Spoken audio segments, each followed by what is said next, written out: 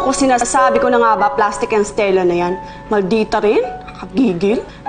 Pero karapatan naman niya bilang anak na bantayan yung papa niya. Di pabayaan mo siyang magbantay sa'yo ng magdamag. Wala naman siyang mapapala eh. Wala ka namang tinatago eh, di ba? Hindi ko naman hawak yung isip nila eh. Baka mamaya gumawa sila ng kwento tungkol sa akin. Siyempre, hindi naman ako papayag doon. Parang si Aling Esme lang. Ginagawan ka ng kwento para masira kay Ivan. Oh sis, speaking of Ivan, sorry pala, hindi kami nakadaan dyan nung minsan. Kasi dumating siya dito. Si Ivan? Paano niya nalaman ko saan ka nakatira? Sinundan ako. Buti na nga lang hindi ako pumunta dyan agad eh. Tsaka sis, syempre kinukulit pa rin ako, di ba? Na tulungan siyang hanapin ka. Si nanay nga eh. Muntik nang madulas sa inyo ni Ron. Pag dumating ulit yun si Ivan, huwag niyo nalang kausapin. Paalisin niyo na lang. Kasi Rio, ayoko rin siya makausap eh. Lalo na ngayon, no, ang dami mga nakatingin sa akin. Sige, bye-bye.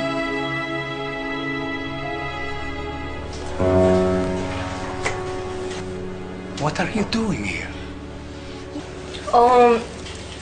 Napadaan lang, Papa. I'm wondering, Papa, kung bakit si Luisa natutulog sa kwarto ng anak niya. I don't find anything wrong with that. Well, nag-aalala lang ako, Papa. Baka sabihin ng ibang tao, hindi kayo natutulog sa iisang kwarto. That your marriage is just for convenience. Eh, hindi naman. Diba?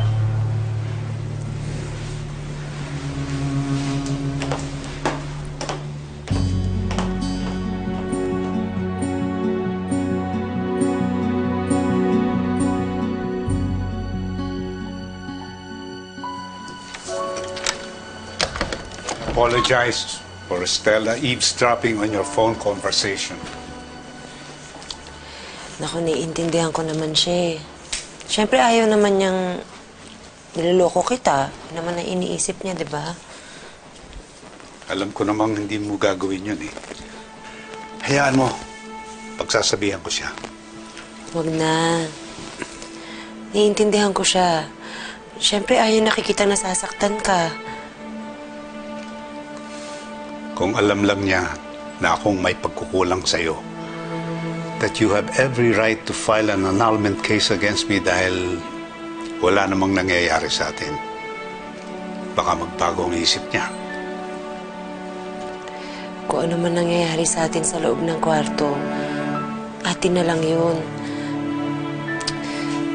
Tsaka alam mo, hindi ko naman yun gagamitan para kumalas sa'yo eh.